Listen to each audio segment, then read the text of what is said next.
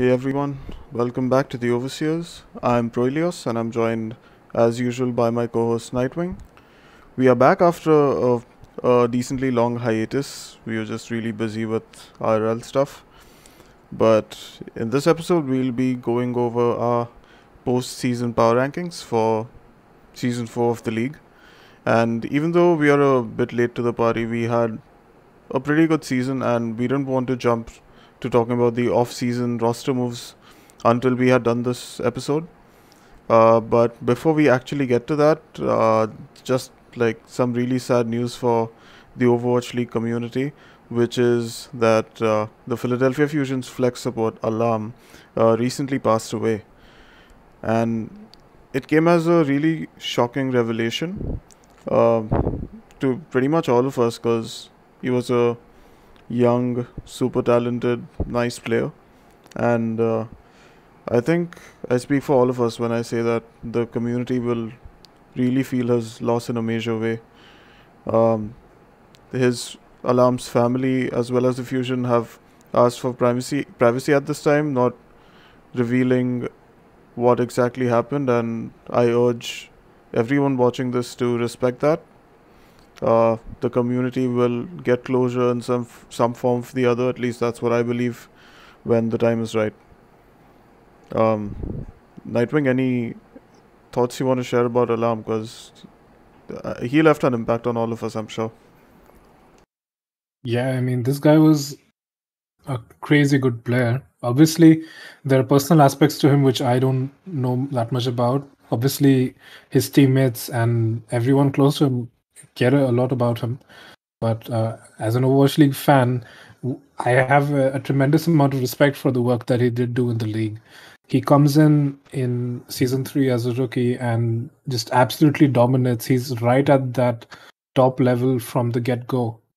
Obviously, after his work with Philly Academy and other teams such as that, his rookie showing was just absolutely insane. And that's what got him the Rookie of the Year award, where he was contending with veterans such as Violet for the title of the best flex support in the league.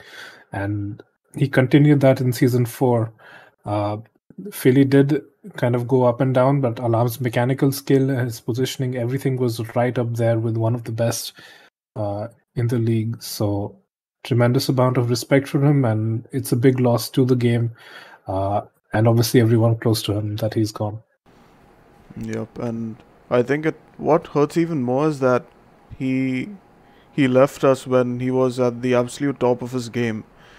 He was arguably one of the top 5 flex supports in the entire world, just because of how flexible he was and how mechanically skilled he was.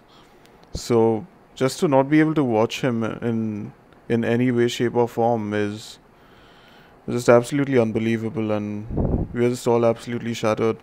And a few players did take to Twitter to kind of share their experience with Alarm on a personal level. And one of them that really touched me was a post by Poco where he shared a note which Alarm had written to him back when he was still in Contenders, saying how Poco was a great inspiration to him and how he wanted to work really hard and be just like him. And just the fact that he achieved that at such a young age and now he's just no longer here, it's unbelievable. And if any of you have any thoughts to share about Alarm, please feel free to do so in the comments, because the more said about this guy, uh, the better. Like, no amount of praise will be able to sum up how great he was in the league. But yeah, um, I think even though it's on a sad note, let's move on to our power rankings, which we kind of prepared in a fashion similar to our preseason power rankings, where we kind of Nightwing and I made our own separate rankings and then just averaged them out, and then kind of argued a little bit and settled the ties. So, yep. So essentially, these rankings are based on how well we think each team performed throughout the season in the league. And yeah, I think we can kick things off. Starting off with rank 20. And do you want to kick things off, Nightwing? Yeah, so I think to nobody's surprise, the team that we've got at number 20 is the LA Valiant. Just an absolutely disappointing season from them. The roster was expected not to do well, and that's what happened. So there's really not too much to say about this roster. I think a small bright spot was the DPS lineup and the off-tank play at times, but it really just was not enough because the team was completely disjointed. They were just trying to pick their comfort heroes most of the time because they didn't really have much semblance of what to play. So really no surprise that the LA Valiant is at the bottom. Yeah, and just based off how far apart they were from most of these teams in terms of skill level, it's not surprising that they went winless throughout the season. And I think like one of these players that I actually feel bad for is Wuya, because Wuya had been in the league even before this. He was signed with the Guangzhou Charge, but he didn't really get any playtime because he was competing with Shu for that starting spot, which is nearly an impossible task if you know how good Shu is. So I do believe he tried really well this season and gave it a red hot go. And even though he played well, he just didn't have the resources and um, like a good amount of a good quality team to play with him this season. So anyway, I think we have more important teams to talk about. Let's move on to rank 19, which is the Vancouver Titans. Now, the Vancouver Titans got just one win this season, which was against the Boston Uprising during kind of a really low week they were having. Just don't even ask about this team, man. It was just ridiculously sad. Uh, to witness this team and kind of like the scuffed nature of all of it. They lost their main tank. Like he just retired, and I forget his name. What was their main tank's name? Nightwing. It was Shredlock. Shredlock. I don't know why I forgot that, but yeah, Shredlock retired just mid-season, and they brought in Changsik to replace him. And although I admire the fact that Changsik, along with Fried Wiener, they just kind of, over time, they kind of established some good synergy. They just couldn't compete with a lot of these other teams. They weren't even close. I do want to give a shout out to Teru and Dalton, whom I think performed to a reasonably good level. Like Teru just turned out to be a really smart Mei player. Even his Pharah was good, his Genji was good, his Echo play was decent, and Dalton was just a really reliable Tracer player for this team. So I think these players were really the highlights compared to the rest of the roster. I think the support line of Fire and Rolf really let them down, unfortunately. But yeah, it's just a bad season for them. What thoughts do you have, Nightwing? I think it's hard to really fault players like Teru, Dalton, and Fried Wiener when the other three pieces were just not really there. And obviously, Linkser just being there didn't really help, honestly. But yeah, those three players, Fried Wiener, Teru, and Dalton, definitely did show some good stuff. Especially Teru, I think his May play was quite good. Not the best in the league, but I would say almost above average because it really did impress me when he was able to get things done. That's more of a kind of optimistic note, but yeah, good job on the May for Teru and the other projectiles as well. What I do want to mention about the Vancouver Titans, though, is that they are probably the most successful team in Overwatch League history for running marketing campaigns. I mean that Pizza Hut Breadstick Bingo is the most successful marketing any team has done in the Overwatch League. I mean, if you're watching a Vancouver match, it was the Bread Bowl, and that's something that I think other teams should maybe pick up on. adding more interactiveness to kind of their matches, uh, helps the viewers get a stake in what's happening and makes it all the more fun. So even though you knew that Vancouver weren't going to do anything great, you were still going to watch every single match, uh, with a vast score stream in the background, probably, or Twitter open, or wherever you would check the breadstick bingo, uh, just because it was absolutely hilarious to try and see whether or not Canada would get fed tonight. So yeah, that was probably the highlight of the season for the Vancouver Titans. Uh, but yeah, we should probably move on to number 18. Yep. Do you want to tell us which team that is? Yeah, so at number 18, we've got a team that had a good number of expectations coming into the season. Obviously, some people were skeptical that it was just EU Overwatch and wouldn't match up, but it's the London Spitfire. And I gotta say, the doubters were correct. They just didn't know how correct they would be, because this team really, really struggled.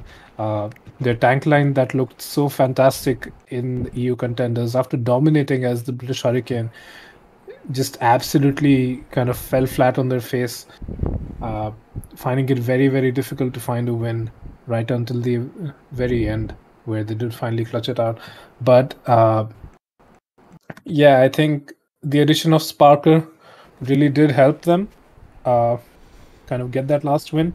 Sparker did actually possess like insane mechanical abilities and was able to make teams even like the SF Shock sweat. And yeah, I think without Sparker, it would have been really hard to kind of get that last win.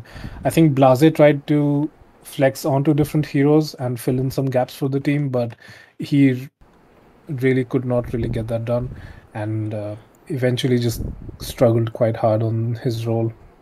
Um, Shax also tried his best.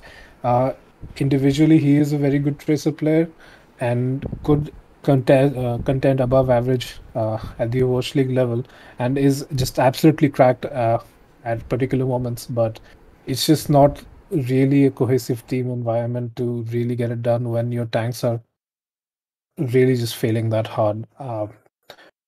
If I'm being honest, I don't really know what happened between contenders and the Overwatch League. Maybe the skill difference really was that large. Maybe it was some sort of coaching issue or some sort of synergy issue. Uh, I'm not really sure, but obviously the players did have to play on a higher ping, but it was supposedly a relatively even playing field with the Overwatch League's fake ping addition system thing that they added, which it was a good technical effort from the developers. But that said, yeah, the London Spitfire just could not get it done. Any thoughts, Proteus? Yeah, I definitely think that these kind of bottom tier superstars, as I would call them, had a disappointing season because we had them at rank 15 during our preseason power rankings. I had much higher hopes for them. I thought they would be mid-table, but I think their main issue was, I don't know, I might be misreading this, but I think their overall attitude coming into the season was a little bit casual. Like, I don't think their mindset was quite the same as it is at the contenders level, where they are just they know they can be the best and they're just playing with confidence. Like, even though they did seem like fairly confident, they kind of seemed like they weren't motivated enough. I don't know. That's the kind of feeling I got based on how they played. But I do feel like even though Shax and Sparker were some bright spots for the team, I do think, and this might be a hot take, but I do think that Hardy still showed some promise. There was some phases where I was just mad at him because he was feeding his brains out, especially on Reinhardt. But as the season progressed, he ended up pulling off some fairly smart plays. Uh, I especially remember this one time when he was playing Winston on Numbani defense, and he was just playing such a calm and composed Winston, just playing like an opportunist, like you would, and like showing off really good mechanics, really good composure. So I do think that guy's got potential. I just think that this season the team needed a bit of an attitude change, and maybe doing that will help them do better in the next season. Of course, with some brand new pieces.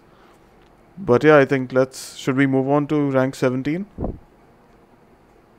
Yeah, I just want to quickly mention that two highlights that probably are the most memorable for me for the London Spitfire are them going 2-3 against the SF Shock, where you would almost think that they would beat the Shock, but the Shock brought it back. That was probably a real nail biter for me because I didn't want to see the Shock personally be the team that lost to the London Spitfire. Yeah. The other highlight is more of a low light. Is I don't know if you remember, but there was this The Atlanta quote game? from the Atlanta. Yeah. Yeah, from the Atlanta game where I think it was Gator that said it's not coming home, which was quite Yeah. mean, The, quite mean spirited, but yeah. Okay, so who have we got at the next spot? at rank 17, we've got the Guangzhou Charge. This was a bit of a surprise for me going into this season because I had pretty high expectations from this team. I was really, really high on Krong. I was also high on Eileen and had some, like, a good amount of hope even from Rio and Mandu. But this team was surprisingly underwhelming. Like, we had like an average rank of 10 during the preseason for the Charge, but they had a major hit scan problem with Mike Lee just not being able to hit any shots, because of which they had to bring Eileen on the hit scan. And honestly, huge shout out to him because he did a decent job. He's not he no longer plays hit scan at that level, even though he used to. But he and even Choicer One was an absolute beast on Tracer and Echo at some different points during the season, even on Genji. So I think he did a really good job, and they did try to carry the team a fair bit, but like Krong surprisingly fell short this season. Rio wasn't that great. Even the support line didn't really have anything special in them. So just just unlucky, I guess. I don't know. I like it. It was very difficult. It would have been very difficult to foresee that they would have such major issues during the season, given the pieces that they had. But yeah, I think Nightwing had kind of a better read on their situation because he wasn't too high on them. Do you want to talk about that a little bit, Nightwing? Yeah, so if anyone was keeping up with the open scrims that were happening before the season started, there was one open scrim between the Guangzhou Charge and the NYXL, and honestly, from right then, I was quite clear that especially Michaeli and Rio were gonna have a really hard time this season because they did not seem like they were in tune with the rest of the team. I did hold out some hope that the team would sort of coalesce a lot better and kind of just work together in a better way. But I just felt like Rio and Michaeli were very large disappointments to the rest of the team. I think Krong did definitely have a much lower tier of season this season compared to last year. And obviously, if you're an MVP candidate last season, then this season, if you're not doing that well, then that's a huge step down. But uh, I did think that the main tank issue was very prevalent. The other tanks that they had, Jihun could only really play ball, and I thought they'd actually looked better on the ball comps than they did on the other comps, but it just wasn't enough to only play that all the time. Uh, Obviously, teams like Shanghai did succeed on the ball, but Guangzhou's play was just not at that same level. Uh, I think good try from Eileen to flex to the hit scan, and he did better than Mike Ailey when he could. Choice won an absolute beast on that tracer at times, and I think he really deserves another sort of chance at redemption. So I will be looking at some of these players, but I think another sort of low light was the support line where Mandu and Kariv couldn't really match up to the rest of them. I think Kariv did do well in his heyday, but uh, in sort of modern Overwatch, he's just been struggling, uh, going from bad team to bad team, and yeah.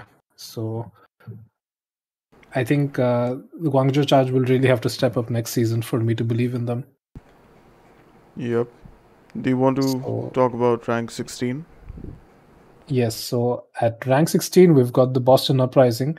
This is a team that I had sort of mixed feelings about because I felt like this team did have some good showings, and especially their DPS line was sort of up and down. I think Valentine, especially, was touted as this really great player that was going to come in and really hard carry Boston, but that's not really something that actually happened.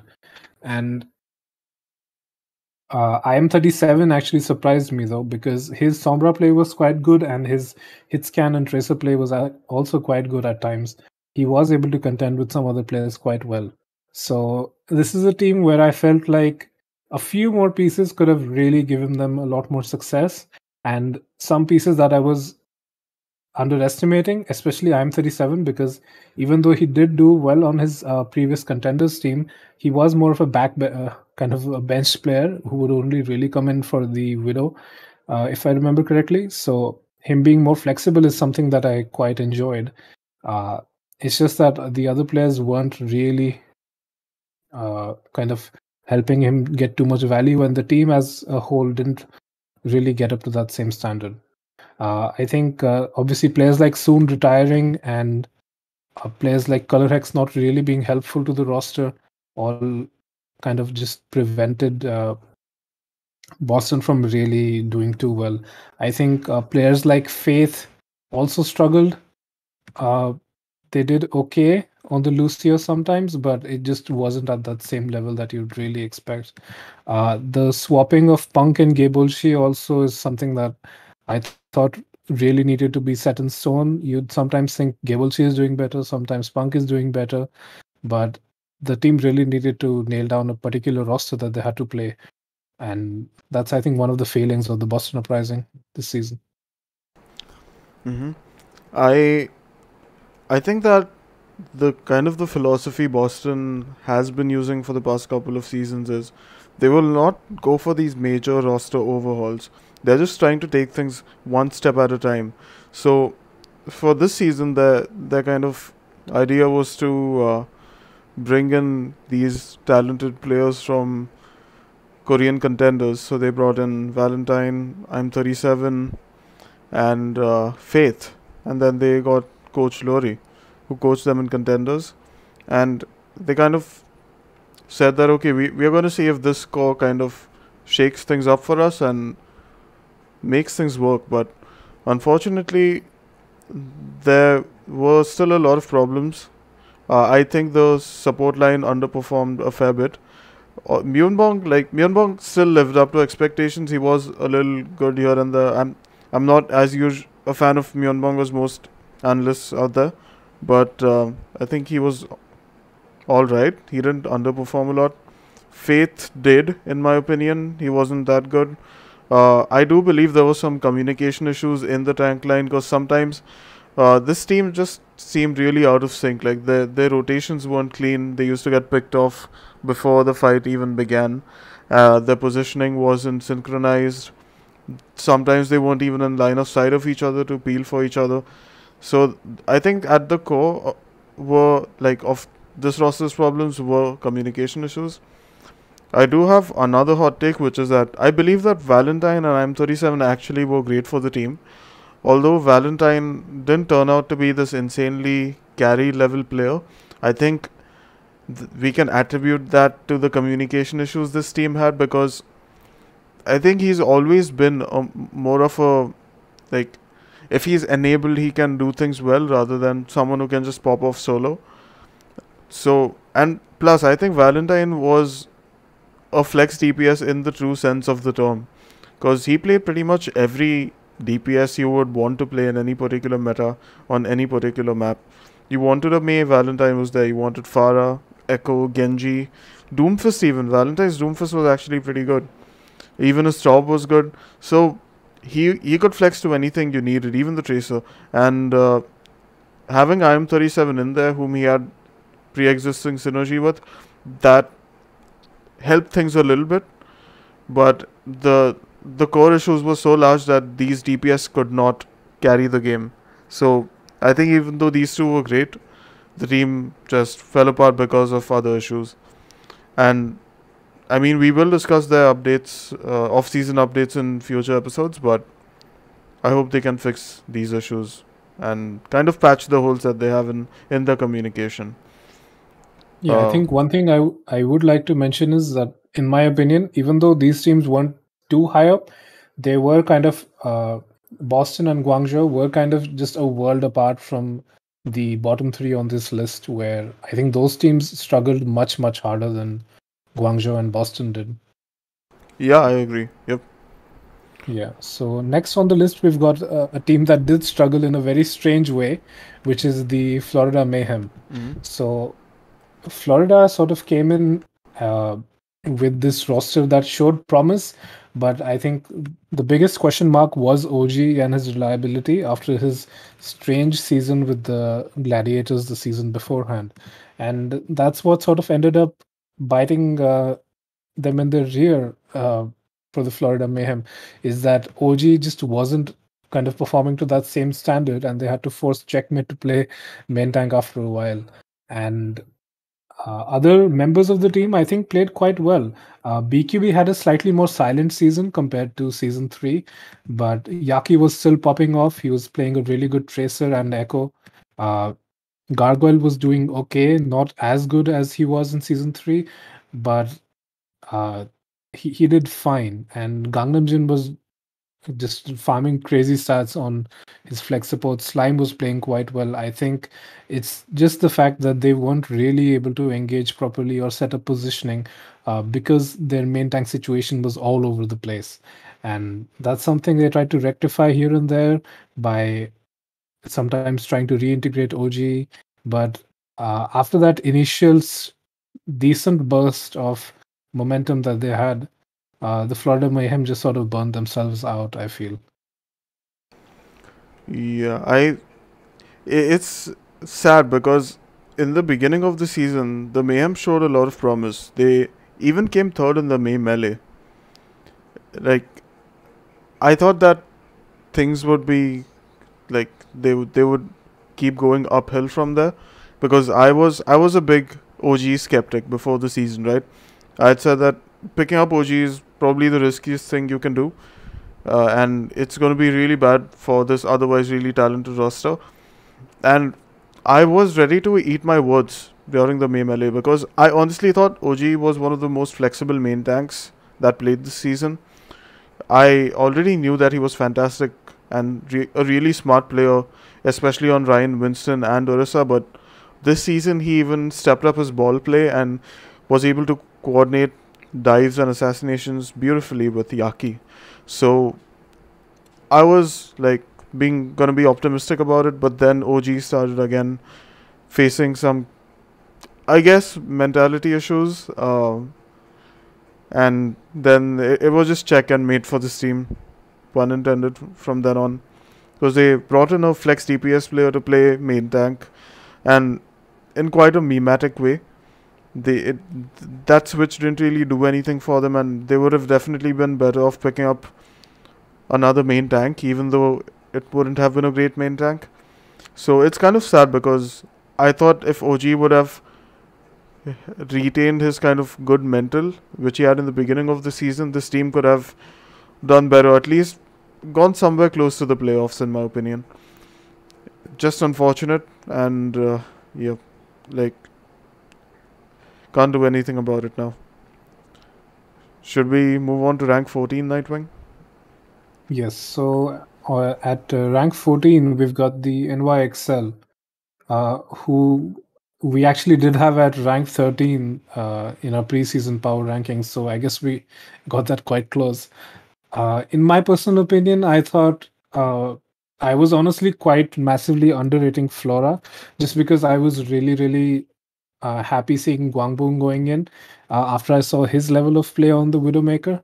But Flora did end up, at least from in my eyes, being the silent carry, or I guess even the outspoken carry of the team, where I thought he played really well and was really flexible on the tracer role, on the hit scan role, and was really just probably the highest impact player on the team.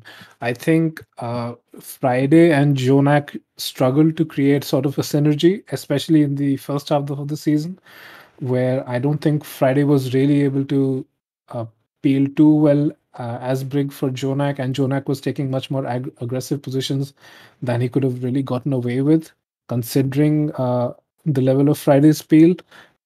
And Yakpang and Bianca struggled as a tank duo, but uh, once uh, once Kalios came in, that sort of changed. I think similar to how Gabelchi coming in did burst the Boston Uprising a little bit. Uh, Kalios did that, but on a larger scale. I think he played really, really well at times, and they were able to get quite a few number of good matches done through that new tank combo. I think probably the other DPS who would play alongside Flora was always a bit of a disappointment. Ivy, I think, I suppose we must have been overrating him a little bit from previous seasons, because this season he was really just quite underwhelming. I didn't really see that same potential that he had on the Philly Fusion when he was at the NYXL. And Feather also didn't really show up as much as I expected he would have. Uh, and Guangbong only came in here and there. I think he tried his best when he was given a chance, but it just was not enough because he's mostly a mechanical player and not really able to execute too much on the team front. So I think that's some of the failings of the NYXL. That said, not a terrible season from them, in my opinion. I think uh, teams from number 14 onwards, give a decent try at it, and had a decent season, I feel. Yep, I think the NYXL was again one of those teams that um, they had gone for that full rebuild right before the season, and it evidently didn't work out because this team used to be somewhere in the top half of the standings at all times, like even close to the very top, like when the league first began.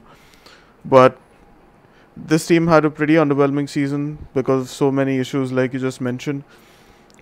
They had some decent showings, like for example, they were fourth in the June Joust, thanks to I guess some misplays by the Hangzhou Spark, which I just clearly remember. Um, but yeah, I mean, Flora was definitely someone that exceeded my expectations. Guangbong was, I unfortunately for me, one of the most massive letdowns for the season because I had really high expectations from him. I do want to mention that I think Jonak had a pretty great season. He didn't pop off. Like I think the era of Jonak just going in and popping off is over just because teams are so much more aware of the kind of playstyle he adopts. Um, but I think on a relative basis, compared to how his team played, Jonak was one of the higher value players alongside Flora. So even though he wasn't a top tier flex support in the Overwatch League, he did, he he did a great job in my opinion, and his decision making was solid. He was flexible. He could play anything the team required, and he's sticking around for season 5, which is great. I just hope that he can have some of those bright moments once again with a better team surrounding him. Um, yeah, should we move on to rank 13 now, Nightwing? Yeah, go ahead. All right. So at rank 13, we've got the Paris Eternal. Look, before the season began, we had the Eternal at rank 18. I think most analysts had them in the bottom 5. But I'm honestly impressed with how they played, considering that they had some really new pieces coming into the league. I do want to give some shout outs to a few players. The first one being Dan, who came in, whom I thought would be a pretty kind of mediocre main tank, and I would say he exceeded my expectations. I thought he was really impactful on the roster, not just in terms of his gameplay but also his leadership. I think Avala had shared this one clip where during one of their critical games, he was able to make like an on-the-spot decision to just switch up compositions to counter the enemy team, and that decision had won them the game, even though it wasn't part of their coach's plan. So I think that kind of leadership is just what any team can be boosted by, and just hats off to Dan for that. I also think Naga had a great season. He was just a really smart and flexible player. His May and his Farah were really impressive. He is known for his Echo, so his Echo was also really good. And I also think that they kind of had a main support problem at the beginning of the season, right, with Neptuno, and then he just left the team. And I actually thought Redro replacing him did a really good job. The team seemed fairly cohesive after that, and Redro was just focusing a lot on enabling his teammates rather than popping off. Which, I mean, if you watch him in the replays, you will know what I'm talking about. I thought he did a great job as well, and of course the team just had bright spots all around. It's just that they were new to the league, and the level of competition was just really high. I don't think this team has anything to be embarrassed about, because considering their caliber, they had a really solid effort. What do you think, Nightwing? Yeah, definitely good shoutouts. I think, considering the placement we've given the Paris Eternal, probably in my eyes, Dan's placement is fine right there at number 13, because I think he definitely did have a lot of weak moments as well, especially in the earlier half of the season. So I think it's probably a fair assessment, at least in my eyes, to just keep him around average in the league. Uh, because even if you are average in the league, you're still an exceptionally talented player. So, that's good enough for me.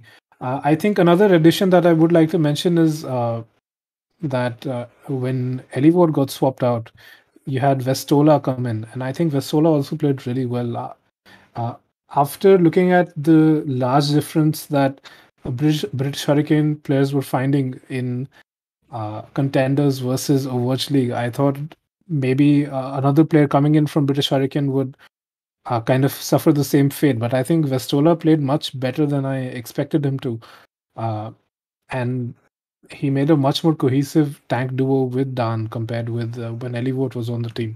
So I think that's another great shout out. And Khan, obviously, I mean, what a nut on the flex support. He was getting much more value than he ever deserved just because of his insane mechanics, great positioning. And yeah, I think Khan was a real standout player from the Paris Eternal, probably the best, and with maybe Naga contending sometimes for that spot in my eyes. Mm-hmm. Yeah, Khan was definitely like, I thought Khan would be just an average flex support in the league, but he was definitely above average. Like he was really good. He seemed top tier at some points throughout the season, but just overall a really strong flex support. Just like insane, absolutely insane. Like I was a fan of him even during contenders, and I think he's just a fantastic addition to this roster. Um, and of course, we just like to mention Onigod as well, because he was just a little bit left out. I think Onigod did a decent job as well. Nothing too mind blowing, but I do think he's a talented player, and definitely still like it deserves to continue playing in the league. He's a really good player, but yeah. I feel like between Onigod's performance on the Dallas Fuel in season 3 and the Paris Eternal this season, you kind of have an idea of what his level of play is. I think he exceeded that level slightly at times, but then he went under it. So it's probably teams should have a good idea of what you get when you get Onigod on your roster Yeah, by now. I think it's like getting Onigod is probably just a safe pickup, because he's not going to be a letdown, but he's not necessarily going to pop off all the time. So yeah. So with that, we've got our next team in our power rankings at number 12. We've got the Toronto Defiant. I think we've got the Hangzhou Spark. All right. Are you sure? Oh yes. It is the Hangzhou No, Spark. No? Is it the Hangzhou Spark? I've got... Okay, I don't know. Do you want to go with the Spark? I am fine with that. Sure. Sure. Okay, let's go with the Spark then, I guess. Uh, so the Hangzhou Spark were a team that I think uh, I have sort of mixed feelings about, honestly, because they signed some really good players that just did not see the light of day for God knows what reasons. Uh, they they signed Liga, who looked like an exceptionally talented player coming in from Chinese contenders, and they just did not play him, which didn't make a lot of sense to me. I mean, you've got a Chinese tank, main tank Gu Shui. Uh, why would you not field Liga at all, or even try him out even once, especially in matches against teams like the LA Valiant? I mean, did not really make a lot of sense to me. Uh, MCD did play well when he wasn't spouting off controversial statements, but then he got benched, obviously, because that's not really something that should fly by in the league. And that's the only opportunity that Coldus and Mika had to really play.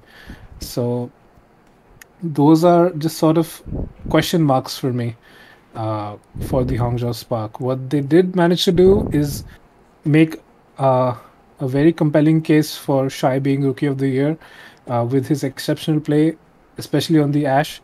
Uh, but he was also quite flexible, and yeah, so I think Shai was probably the most standout player. Bernard was a good surprise after his performance on the London Spitfire. I thought he really should not even really get a chance in the league again, but he really did step up and play quite well this season. So in that sense, it's understandable that they didn't play Liga, but I felt like he should have been given a chance. Goucher played well. He's consistently good.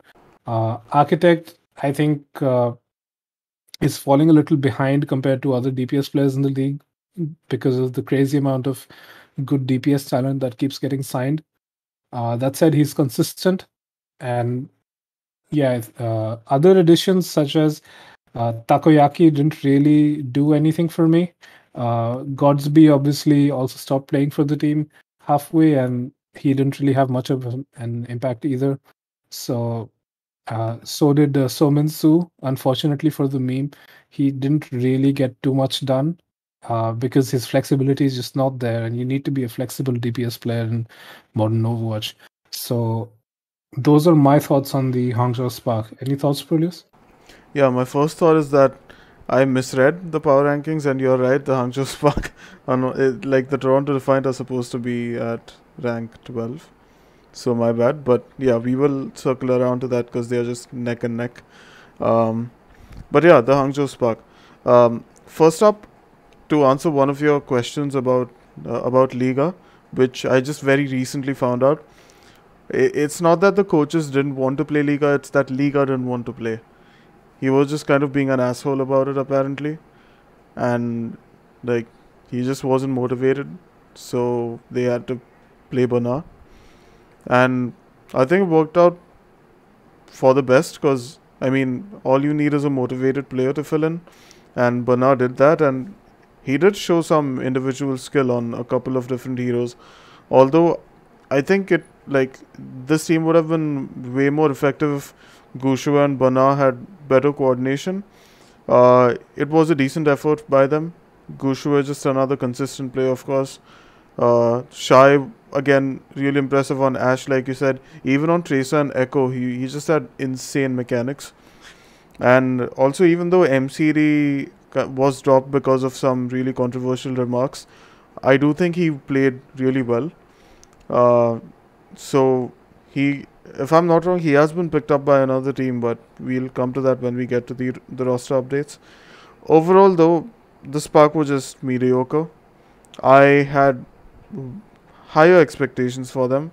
We had averaged them out at rank 8 during our preseason rankings. Um, so yeah, a bit of a letdown, but what can you do? Um, all right, let's then talk about our actual rank 12 team, which is the Toronto Defiant. So the Hangzhou Sparks sit here comfortably at rank 11. And yeah, I think I'll go first on this one. So I think the Defiant could be better given the pieces that they had. But what like where they placed wasn't necessarily bad, just because of how talented some teams kind of turned out to be. Um, I think with pieces like Hisu and Saro, you expected this team to be more of like a synergetic sensation, especially with KDG at the helm coaching this team. But overall, they were just kind of mediocre. Like it's fine, they were playing well, they were playing okay, but they didn't have that special something that a lot of the teams above them did, because of which they weren't able to propel to higher levels. Um, I do think like my favorite player on this team this season was Lastro. I honestly think he was probably like a top five Zen this season, maybe even top three, and he was just consistently playing like really well. Like I thought he is he was a really low resource kind of flex support, and even though he isn't like a really top tier player, like you would probably consider players like Violet, of course the late Alarm, even Shu. You wouldn't consider Lastro to be of that level, but he really stepped up this season and had a really great showing. Uh, but yeah, I'll let you talk about the rest of this team, Nightwing. So for Toronto, I think definitely a lot of expectations initially because they picked up Hisu and Sado straight up from the Philadelphia Fusion. And that's something that I think got a lot of people excited. Some of the other additions, such as Ansunje, I felt like were okay, but they didn't really kind of propel the Toronto Defiant into too much of a like higher space. Uh, Aztag didn't really get much playtime, and because Lastro really popped off, I don't really see any reason for them to play Aztag, so You can that's you can fine. always play Aztec on Zarya like they Yeah, did I in that one. suppose. My I God. suppose just call it the mirror strategy, where you just put any player on any role, and yeah, Beast didn't really have too much of an impact. I thought Michelle wasn't up to the same level that uh, the other off tanks that Sado had played with were, because obviously I would not personally put Michelle at that same level as Poco or Fury, which is probably one of the major letdowns because I think the off tank play was just not at that same level. Uh, that might have really helped the Toronto Defiant because the other pieces were still uh, doing decently. I think Nice did quite well at times. I think, especially on that Echo and sometimes on that Farah, he was able to get things done. Aspire was a great temporary pickup for them. I think he really surprised me with his insane mechanical skill, even though he wasn't able to communicate very well with the rest of his team, as far as I understand, he was still able to just absolutely dominate at times because he was given good resources and he just has an insane amount of individual skill. So, really excited about what prospects Aspire might have next season, hopefully. And yeah, I think not bad from Toronto, but they could have done a little bit better probably if some of the off tank and main support play was of a higher caliber. Yep, a very fair assessment, and I think the next season could be really good for them. But again, we'll get to that during our roster updates. Uh, but yeah, let's move on to our rank 10 team. When which one is that, Nightwing? Yeah, so we've got at number 10 the Washington Justice. So this was a team that has one of my favorite players on it, which is Decay. And they had a lot of firepower, but a lot of doubts behind them at the beginning of the season. And I would say pretty much everyone that was looking at this team made a pretty decent assessment of what would really happen. Where you had these insane talents picked up for DPS and main tank. You had DK, Assassin uh, on DPS with Jerry and Tuba also backing them up. Uh, I think Jerry did kind of step up a little bit better than he did on the Boston Uprising last year, but that's just because the Boston Uprising wasn't a very good team last season. He did kind of play his role to the level that he could, but DK and Assassin were really good. I think Mag and Fury played well. I think Fury especially had really good individual performances because of his vast amount of experience on Diva. I think even this season he's probably the player that ate the most ults out of anyone, but he was just not able to set up those same aggressive positions that he could in the past because the support line was just not there. I think Bebe and Closer were just not able to set up their team for success anywhere close to where they should have been because Bebe was really struggling with his mechanics as well as his positioning. Uh, and Closer is just not at that same level, even though he is a season one champion, strangely enough. Uh, it's just not something that was very fun to watch because you saw the potential that these players had on their own, but they were just not able to work cohesively together because of that weak support line. Uh, if you subbed in a better quality of flex support, I feel that might have been almost an instant turnaround where it might have boosted them a lot higher. But it was such a sort of a what's the phrase? It's like a tragedy of riches almost, where you saw so Mhm. much talent, but you couldn't get anything done with it. Uh, Obviously, good tries from the Washington Justice. They did go. They had sort of like a golden stage, in the sense that not that they didn't drop a map, but they won 4-0.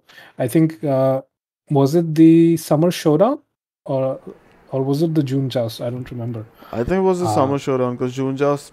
I think they lost all games in the June Joust. yeah, one of the stages they went 4-0, which was quite good, but it's just not something they were able to keep up consistently.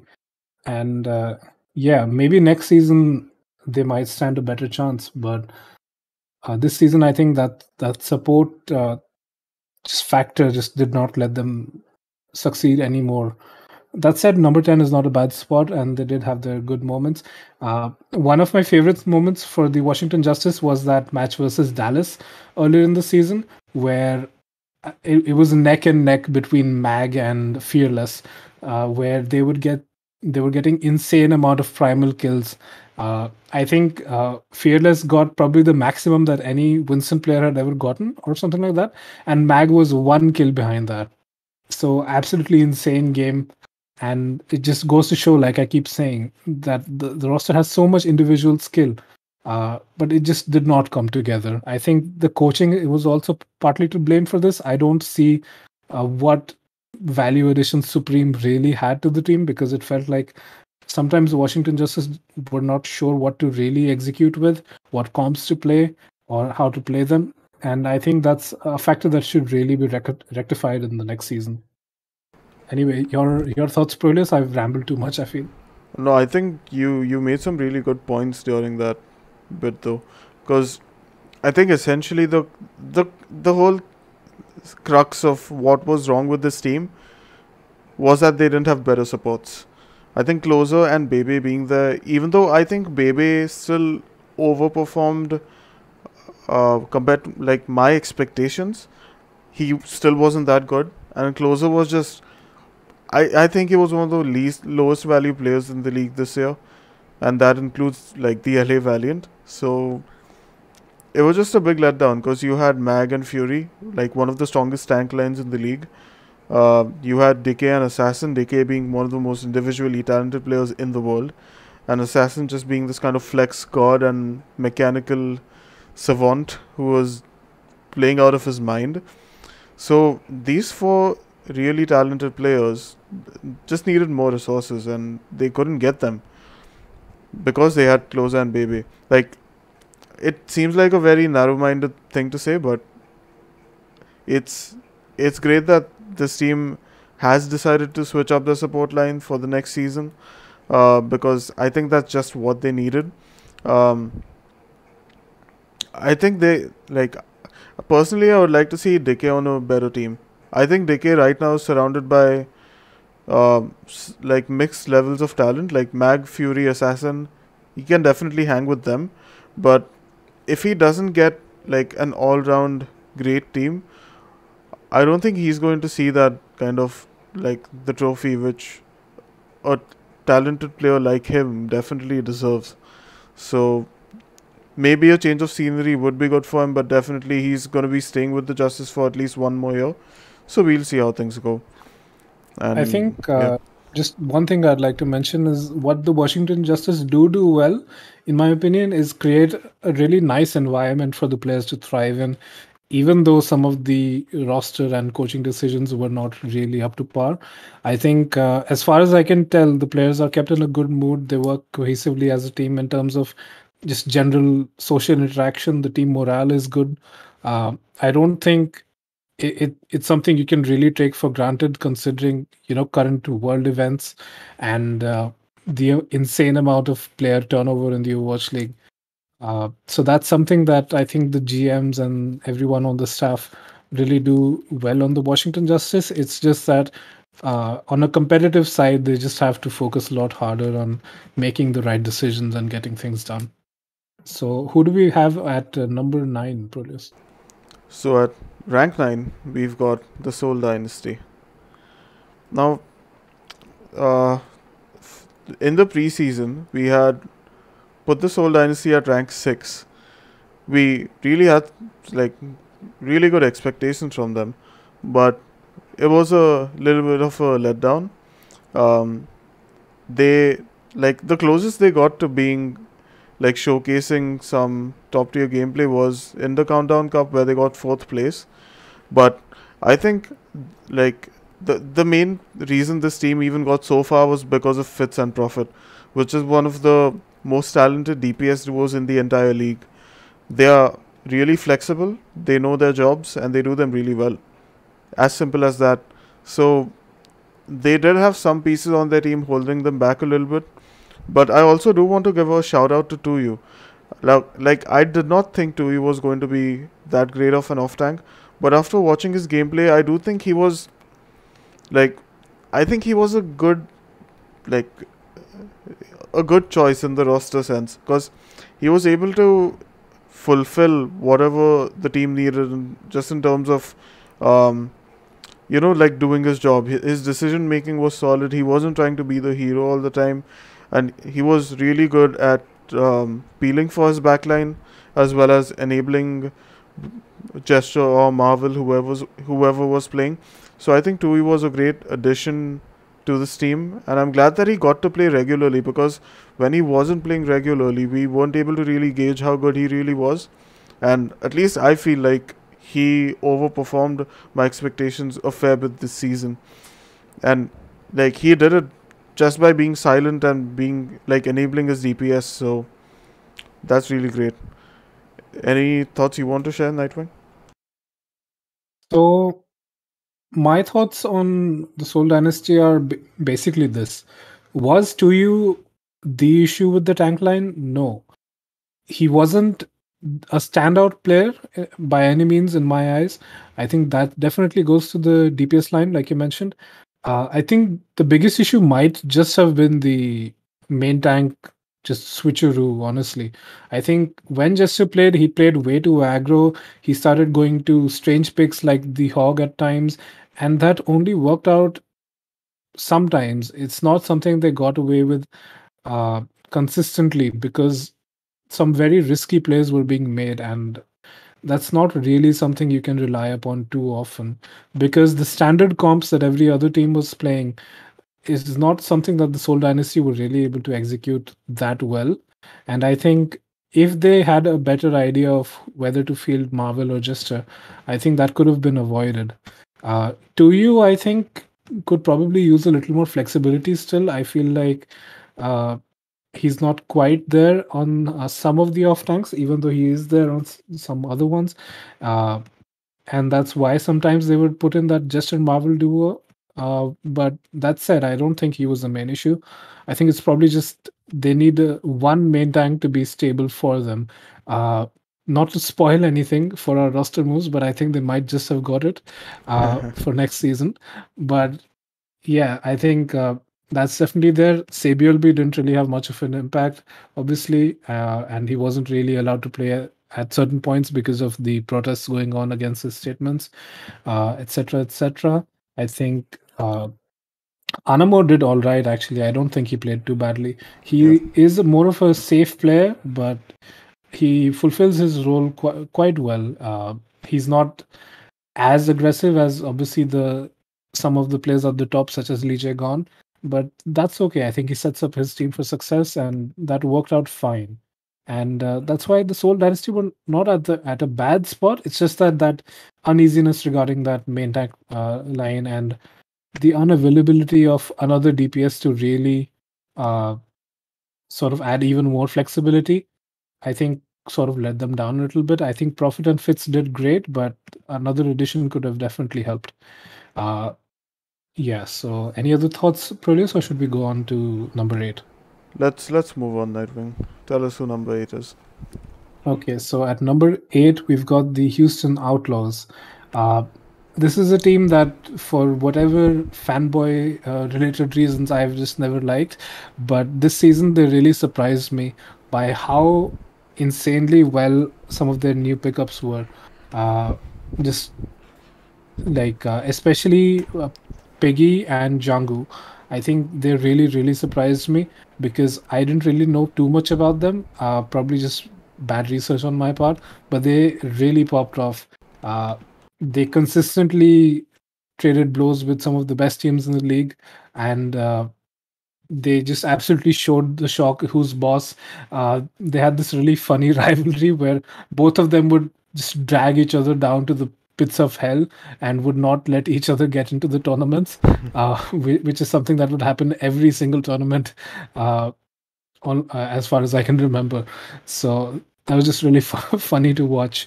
Uh, but yeah, crazy good Ryan gameplay from Django. I think his Winston could is not at that same level, but it was good enough. And I think he worked much better with the team than Dreamer did. Uh, I'm not sure of the internal just workings of why Dreamer was picked up, or maybe I just don't remember correctly. But I think Django should have been played all the time because I think he really was quite good. And Piggy obviously also played insanely well, even better than Django. Insanely consistent and popping off all the time, farming crazy stats. Uh, so yeah, this tank line was the most impressive part. I think Crimzo also really surprised me though, because after his season with Dallas and him kind of making comments on social media that made him look like a bit of a sore loser, honestly. Uh, he really steps up this season and shows what an insane player he can be when he has his mind in the right place. Uh, so I think those were some of the highlights. I think Dante, obviously, also a very consistent DPS player. Uh, not too much of a standout season for him, but that's because he's already so insanely good that there's no real standout performance I can think of this season that's better than last season. Uh, I think the other pieces struggle a little bit. Uh, I think Juby is not was great in the sense that he's I think the first player to be picked up directly from collegiate, and that's great for every other aspiring Overwatch League player in the future because obviously collegiate opens up another path to getting into the Overwatch League and still getting an education at the same time. Uh, that said, I think oh yeah, and Happy did great as well. I think I've mentioned like all of the players so far, but they really all did play quite well. Uh, so yeah, great job from the Houston Outlaws. I think much better handled than before. The situation with Jake was a bit weird. Still, I don't really think I agree with that, but it seemed to work well enough for them because they're at number 8 in our eyes. So yeah, I've rambled again. So go ahead, Proteus. Any thoughts? Yeah, so look, we had ranked this team 14th in our preseason power rankings, so we were very off about how good they would actually be. And I think a lot of analysts had ranked them low as well. I think probably ZP was the only one touting them as a great team before the season really began, and then we saw how good they could actually be with the pieces they had. I am actually like I'm quite relieved that this team was finally competitive. Like, holy hell, their fans have been so uh, like disappointed for the past 3 seasons that I was just waiting for them to actually do something useful for once. So I'm glad they did, and I think they I was super stoked that I was right about Piggy being like a top tier dark horse off tank, and also really happy, well, about Happy, because he played out of his mind as well, really showcasing his flexibility, and yeah, just like a really talented player. You've touched pretty accurately upon the rest of the roster, so I won't talk about them, but I think Piggy and Happy were probably my two favorite players this season. I did think Dante took a little bit of a step down. Like, he didn't perform as well as he did in season 3, but I mean, that's okay. I've been wanting Dante to just kind of change teams for a while. I don't feel he's the right fit for Houston. I don't think he's like, I think he deserves a better team. That's all I'm saying. But yeah, um, should we move on to rank 7? Yeah, go ahead. All right. So at rank 7, we've got the Philadelphia Fusion.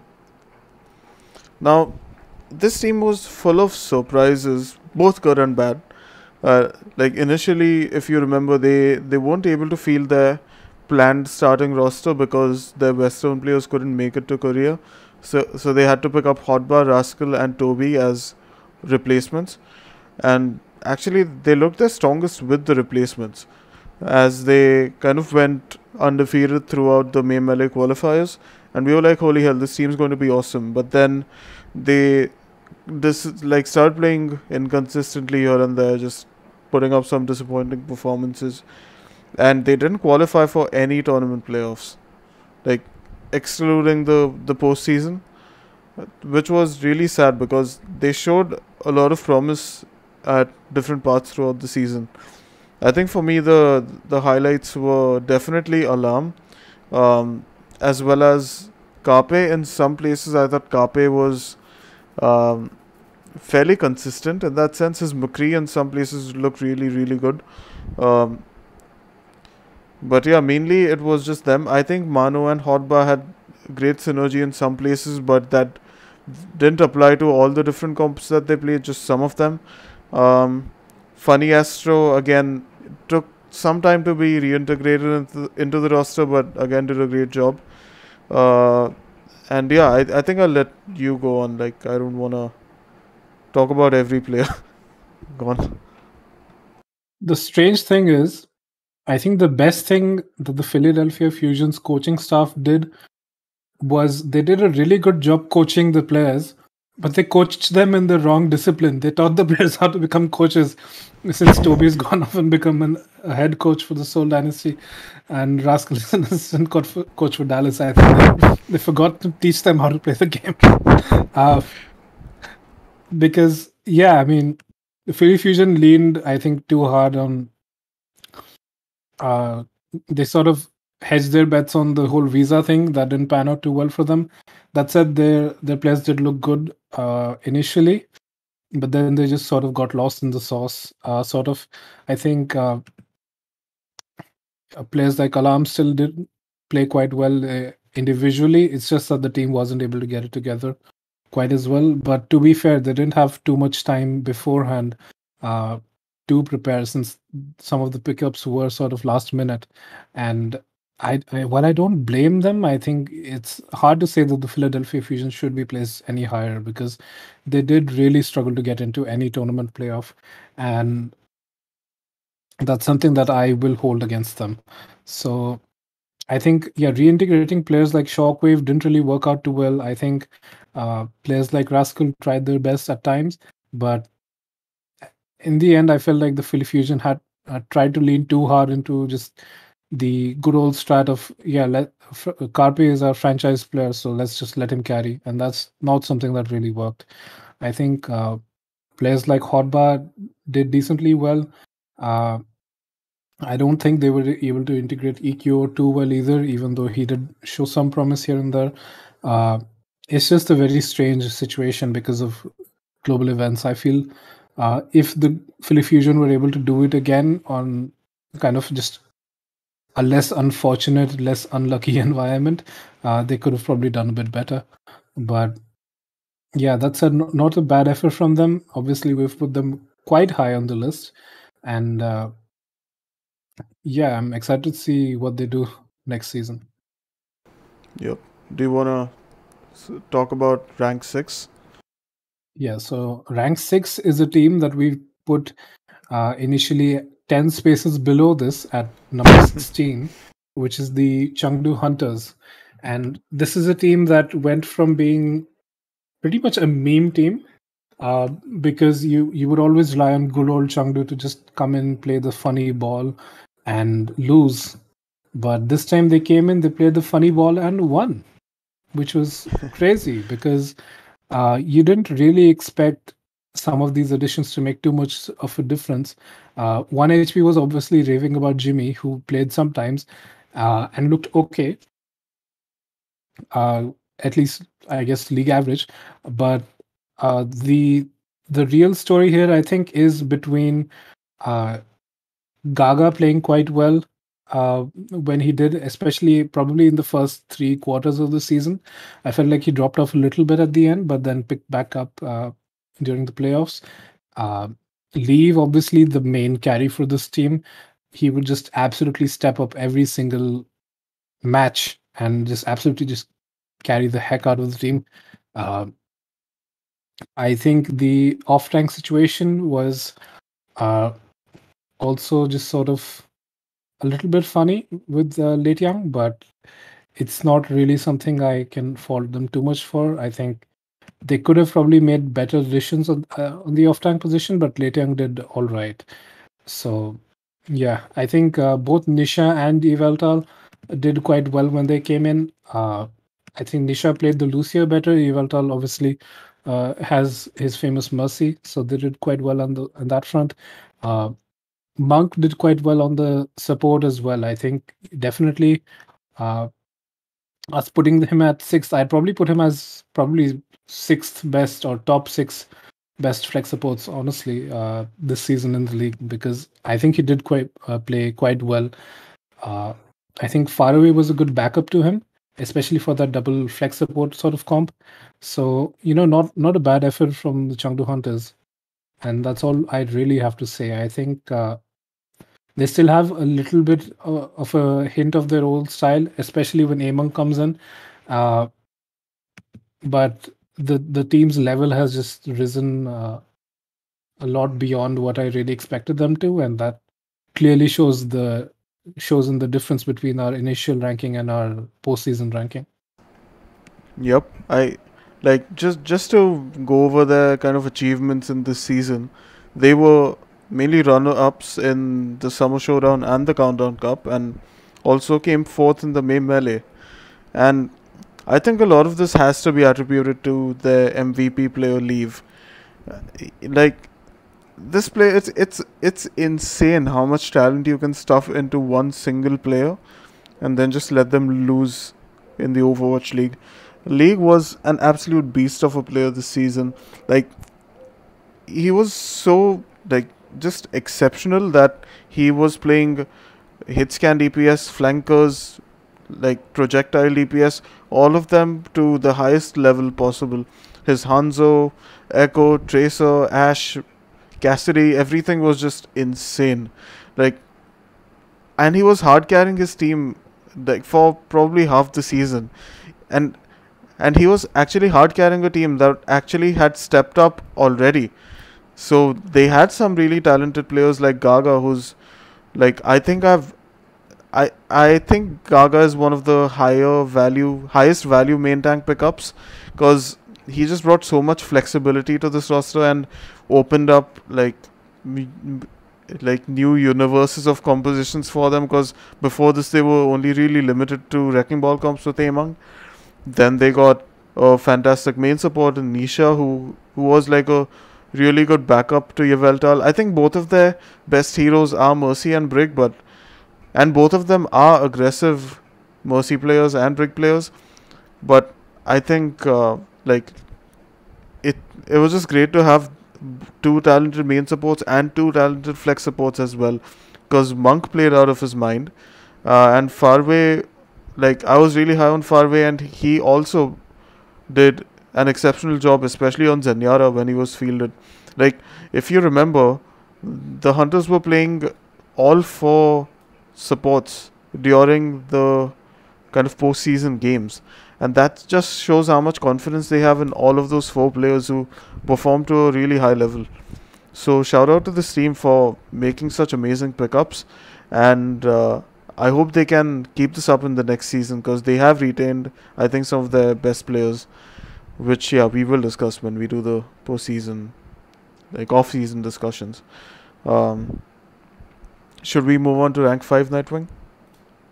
Yes, of course. Go ahead for this one. So at rank 5, we've got Nightwing's favorite team, the San Francisco Shock. Now, the Shock, we had placed them at rank 1 before the season. Like, I had placed the Dallas Fuel at rank 1, if you guys remember, but uh, we still kind of ended up picking Shock as the best because they had, like, the most formidable looking roster, let's face it. Uh, I think what you need to know with this team is that they are just no longer invulnerable, but that they're still very competitive.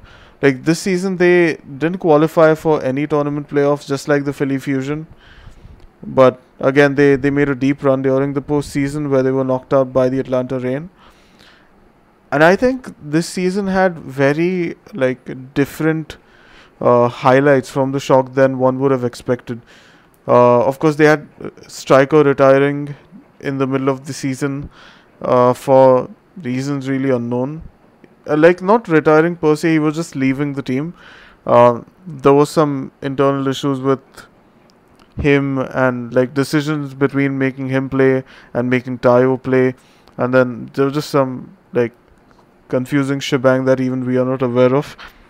But I think probably a really good surprise for us this season was Super, who came in looking as kind of like the weaker main tank compared to Smurf, who had showcased some brilliant Winston play, especially last season. Even had an amazing wrecking ball, but Smurf took a bit of a backseat, and Super came in because what the team needed was not mechanics, but good leadership, and Super provided that just with like a stable presence, a decisive nature, and just a really like well respected voice.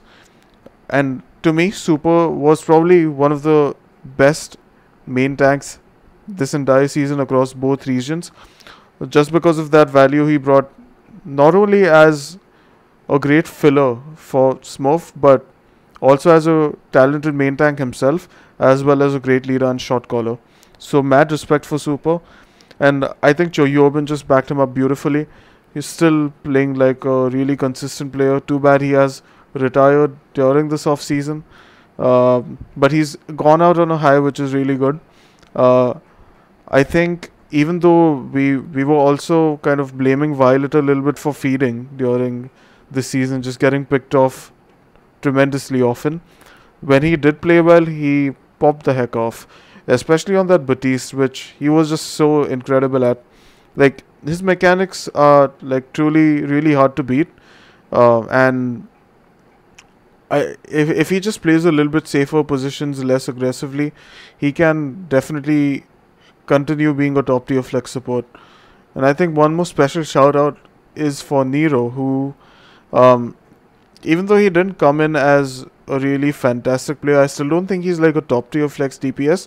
But just the fact that he was able to adapt so well for this team and um, just become a stable, reliable presence for them is a huge deal.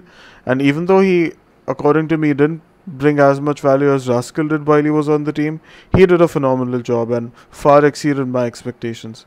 So you shout out to him, and I'll let Nightwing take over.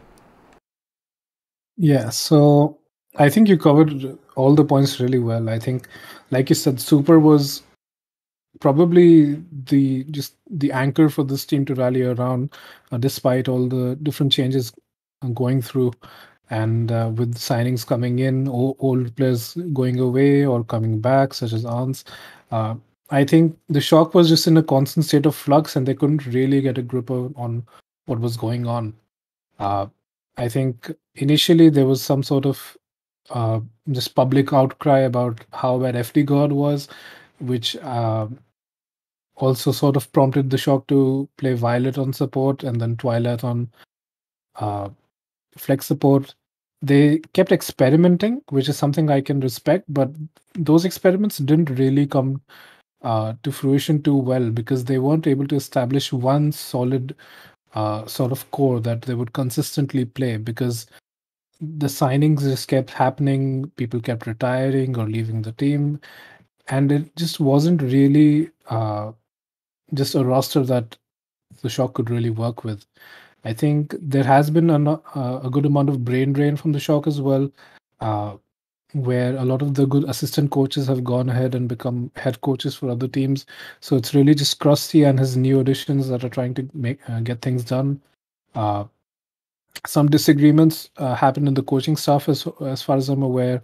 Uh, I'm assuming it's probably between Casaurus and Agape as well. Uh, that didn't really work out too well. There's just too many variable factors in the Shock this past season that prevented them from getting any success because they didn't really know who they were going to play with or which coach they were going to listen to, and that's not really something that you can get a championship off of compared to their previous seasons where it was a lot more clear what was really going to go down. And that's a big disappointment, I feel, and that's what made them look so vulnerable this season. I think next season, if they go in with a clear roster, a clear plan, a clear hierarchy of coaching, they can really get things done in a much better manner. But this past season, I think they still managed to achieve a good result considering all these factors, just based of sort of pedigree and the past experiences that these players have had. Great performance from Nero. I think I didn't really expect this good for performance from him. Players like Blister and Ants tried to fill in for Striker. I don't think they were able to reintegrate Ants too well. Uh, but still good effort from the Shock, and hopefully they do better next season. But that's just my fan copium speaking, I guess. So, yeah, any other thoughts, or should we go on to the next team? I think you can start us off on rank 4. Okay, so this is another team that uh, I have a lot of respect for. It's the LA Gladiators. Uh, they have done really well this past season. Uh, they they did have sort of a weird situation with Moss not being played, but once you saw the level of play that Skewed had on that brig, if you were on the in the coach's shoes, you would make the exact same decision, honestly, because Skewed was, in my eyes, the best brig in the league. I don't care which other alternatives anyone else brings up. I think he was just flat out the best brig. Uh, Kevster played really, really well on the Tracer and every other hero that he picks up because that guy's a freak of nature. And Shu, I think, is another highlight for this team where he is, in my eyes, the best flex support in the league for season 4. Just an absolute nut, mechanically skilled, positionally perfect. Uh, there's just not too much I can fault about Shu. When I was mentioning Bebe earlier, by the way, I was having a look at this Gibraltar game where two different Gibraltar games actually, and Shu was playing Ana in one of them, and Baby was playing Ana in one of them. It felt like I was watching a completely different game because Shu is just a madman at the flex support, and I don't think anyone can take that away from him. Uh, I think players like Space and Muse also made a really great tank line.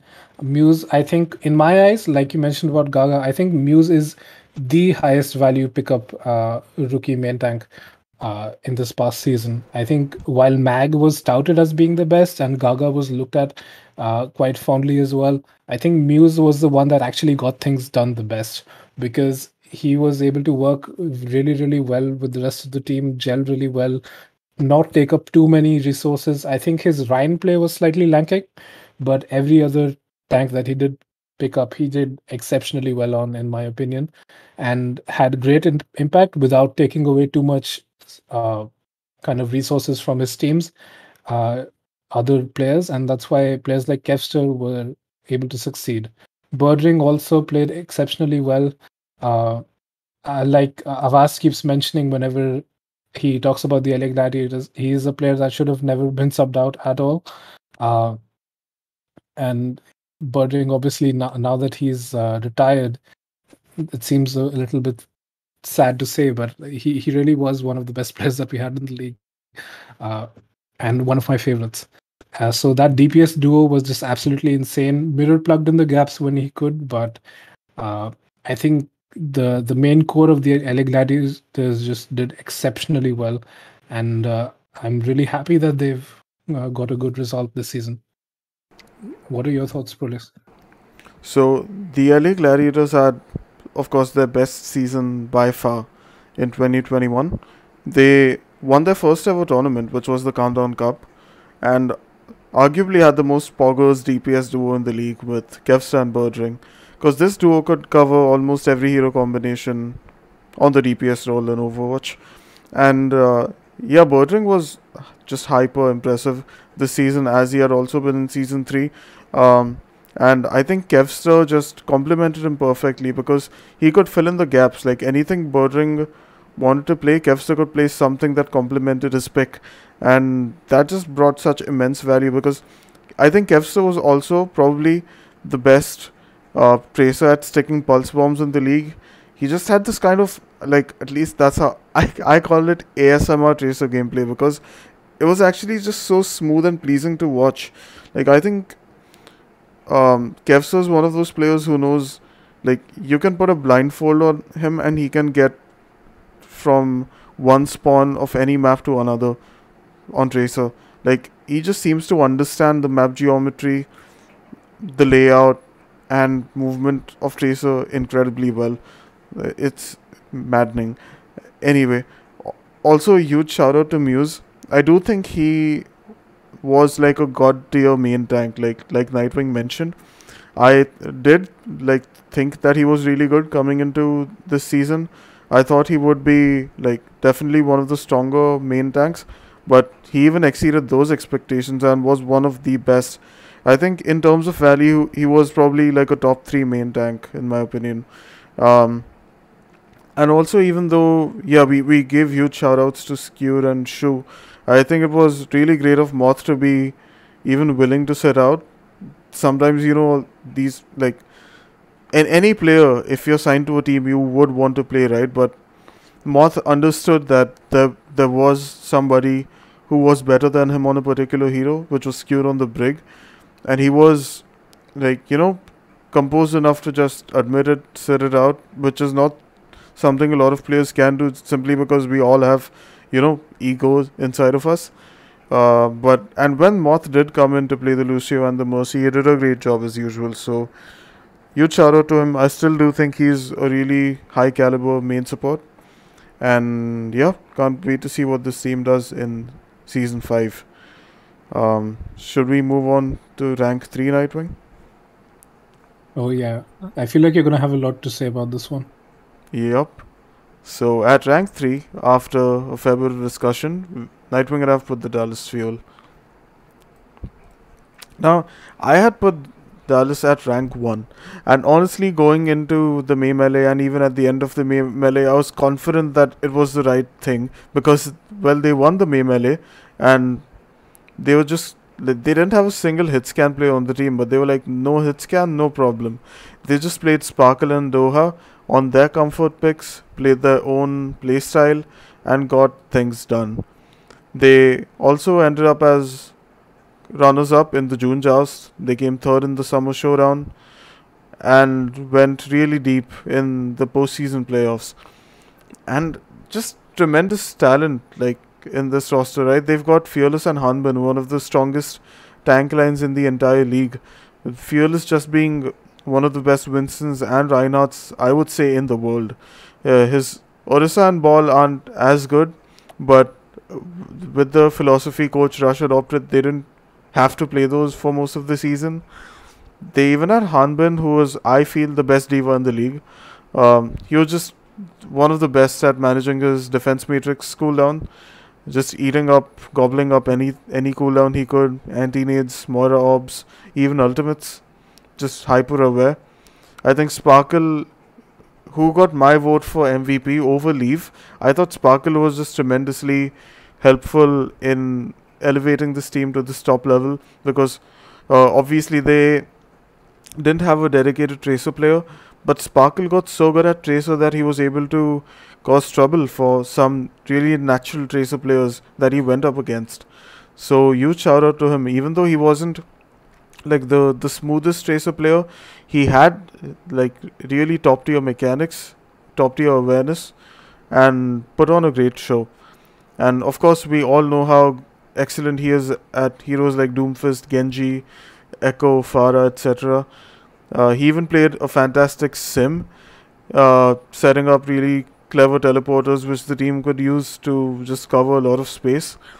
And he also flexed onto Soldier 76, which was the one traditional hit scan that he was confident on.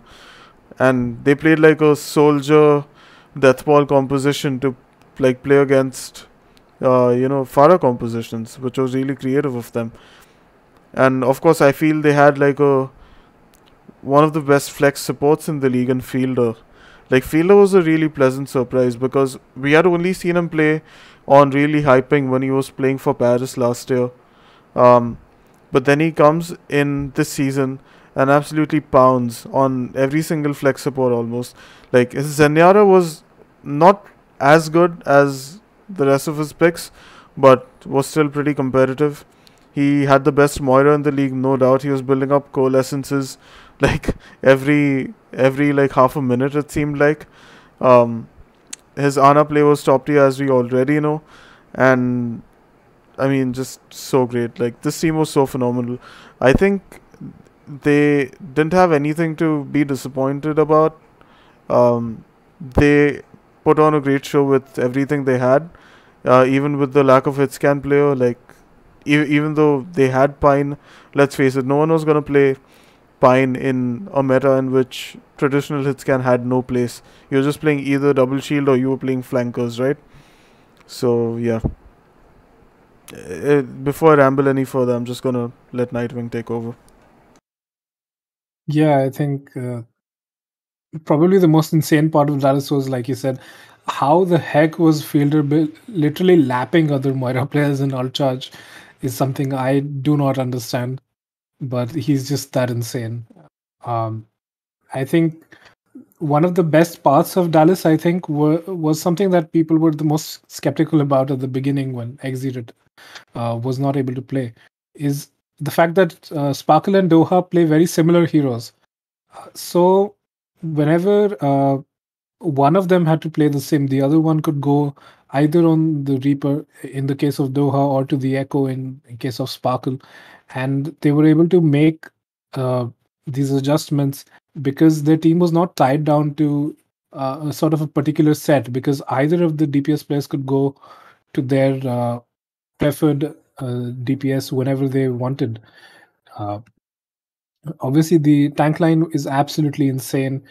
Really, all of these players are so individually talented at their individual heroes, clearly shown even through the IBM Watson algorithm, where they're all right there at the top because they're just that good. And Coach Rush's coaching uh, has also led them to be really good as a unit.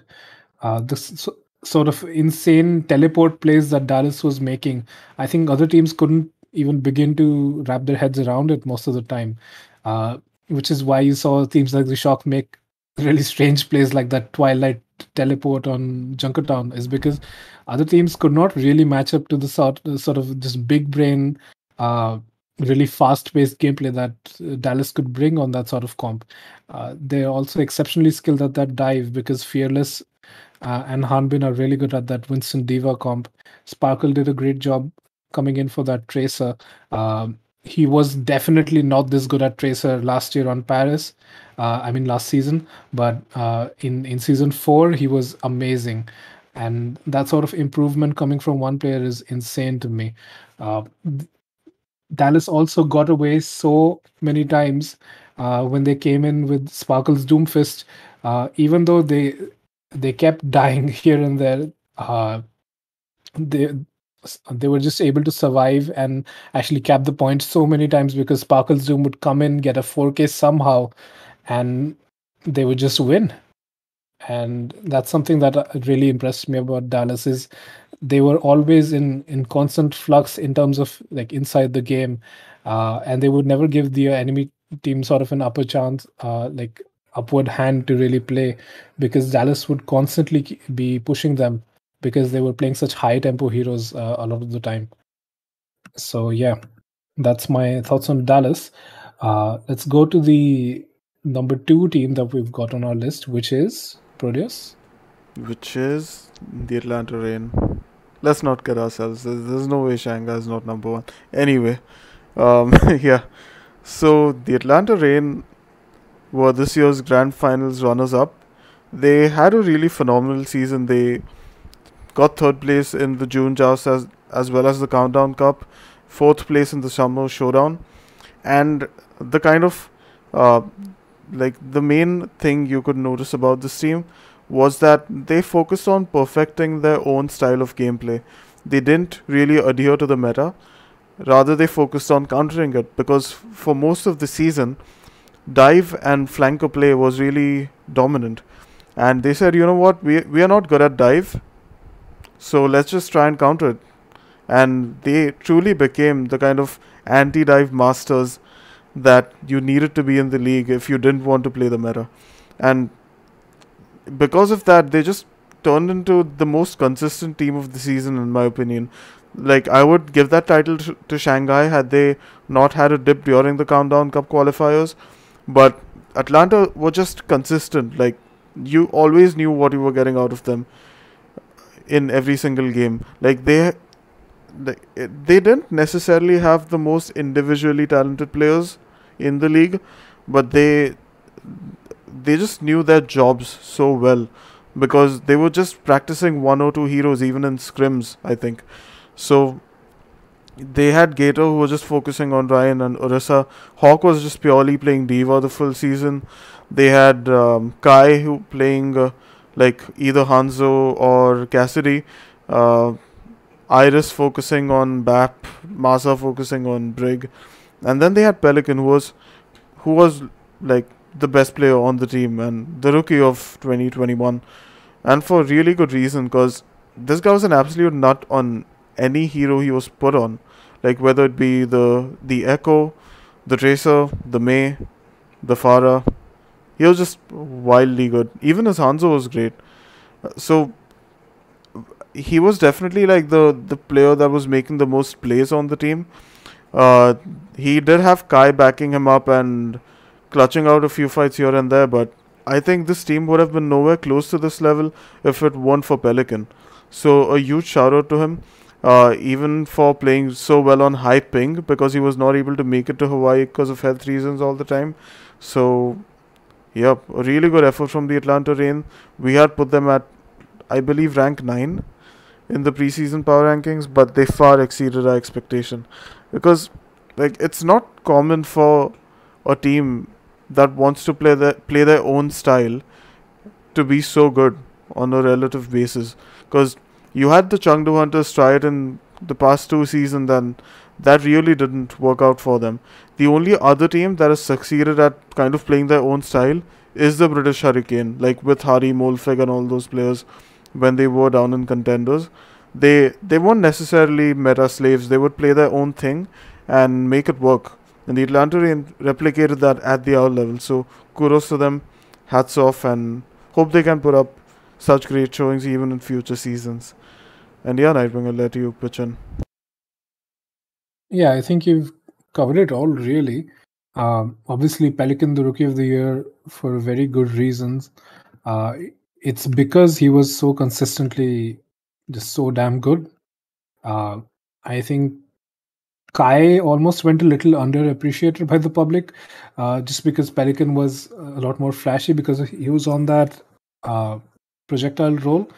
Uh, that said, I think Kai was a really important part of this team because uh, he, when Pelican was having health issues, he was basically the carry, I feel.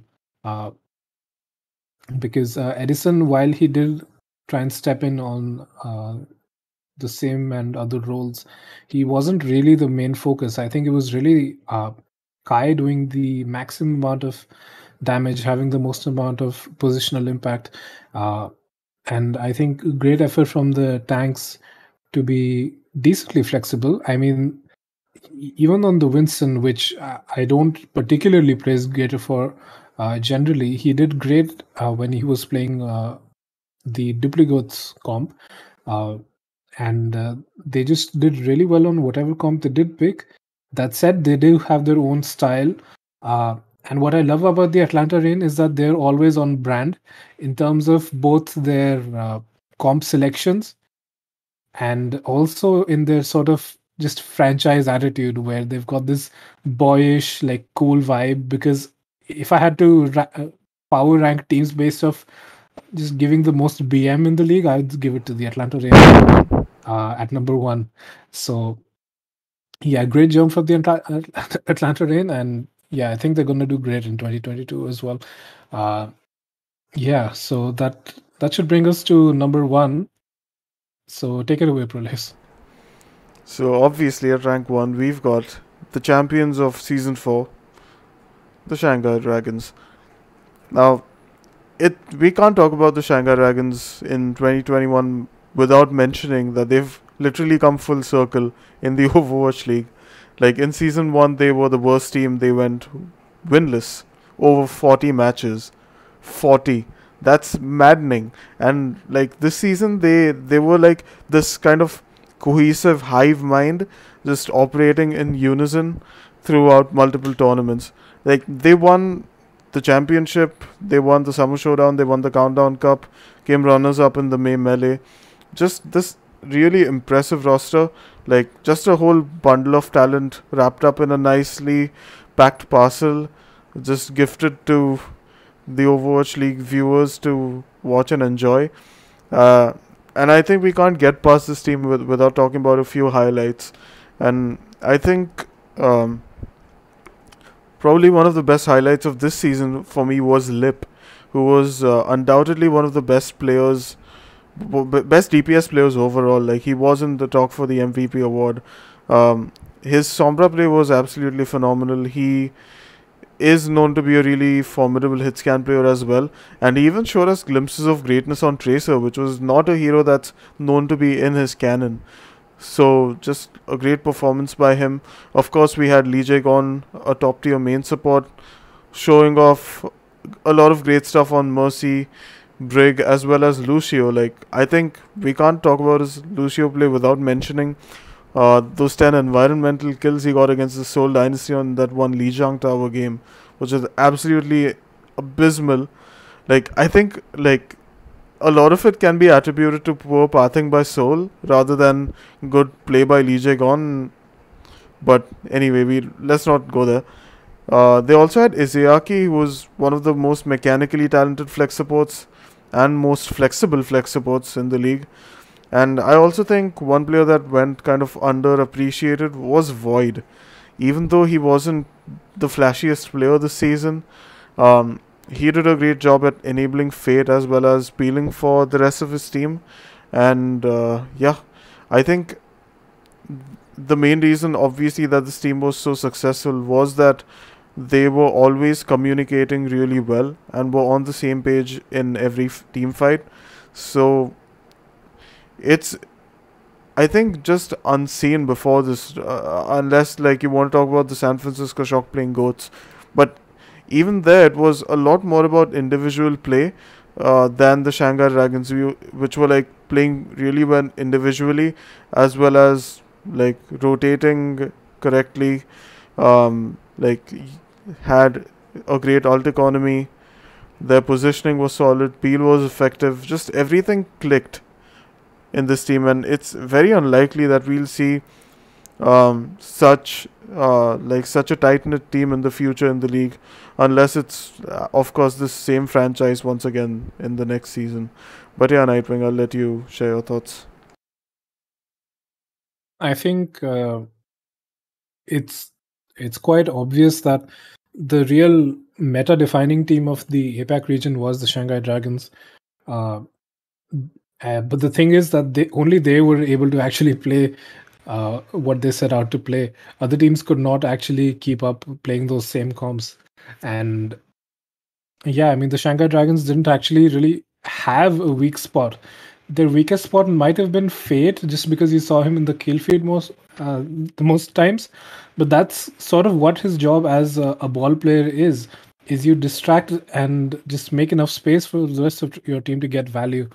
And that's really the case that it was for the Shanghai Dragons, where really none of their players was a weak spot at all, because all of them were so individually talented. I don't even think I would put Lip as a standout versus Fleta. I think both of them worked really well in unison. It's just that you saw Lip a bit more in the kill field, or you saw him do, more interesting things, more flashy things like I don't know, EMPing a pharmacy while getting yourself killed off the map and getting a 2K environmental kill. It's crazy the things that Shanghai Dragons accomplished. You'd almost think that the other team is just memeing because of how dominant Shanghai Dragons were. Uh, they had this great rivalry with the Dallas Fuel, who was, in my opinion, the meta-defining team of the West, and I think they just absolutely deserve their win this season, to the point where it was almost a little boring watching the finals, because Shanghai were without question much above any other team in the league when it came to the postseason. And that really shows in the final matches result, and it shows in all of their consistent performances throughout the season. So yeah, great job for the Shanghai Dragons. Great coaching, great individual performance, and great cohesion from the entire team. I think their only uh, sort of dipping point was them experimenting, trying to put their new additions in, such as develop and trying to field Molly at times, or who are you? But that's not really something I'll hold against them. They did really well in dealing with them losing DM and Ulster as well. Uh, and unlike teams like the Shock, which really struggled with roster changes, or even the Florida Mayhem, uh, the Shanghai Dragons didn't really seem to care about that. They just kept going, and it worked out really well for them. So, really great job, and I'm quite satisfied that they're the season 4 champions. I don't think there's really anyone that can contend with them, considering how those end of season playoffs went. Yep, and with that, we have wrapped up our postseason power rankings for season 4 of the Overwatch League. And yeah, I think we went into the right level of detail with this, because we didn't want to just go into details about how each player played each hero, because that would just take way too much time, and I'm sure even this has been a pretty long video. But yeah, thanks for sticking around if you're listening to this. And in future videos we will start going over or any off-season updates that have happened so far. There have been a lot, so we do have a lot to catch up on, and we are kind of planning to do maybe 5 teams in one episode. So if you guys think we should do more or less, if you have any thoughts on this, do share them down in the comments. Once again, just like a wave of respect to Alarm, whom we unfortunately lost this week. We Also, wished, yeah. yes, great deal of respect to Alarm. Also, a send off to competitive play in Overwatch 1. We're going to have Overwatch 2 coming in soon for the next season of Overwatch League, apparently. It's still a bit of a fuzzy situation as to what the public will play. But yeah, this was the last season of the Overwatch 1 League, and it was a great one. I had a great time. So, yeah, sorry just to cut in there. But yeah, if you have any memories about, Overwatch 1, any competitive memories, any particular, memes that have cropped up in the competitive scene, mention those as well in the comments if you feel like. Obviously, there's the classic C9 for me. So, yeah, sorry. Just go ahead, Prolius. I just really wanted to mention that it's the last Overwatch 1 League. No, it's good that you did, because it's definitely skipped my mind as well. And yeah, that I think brings us to the end of this episode. Thanks for sticking around, guys, and we will see you in the next one. Bye bye.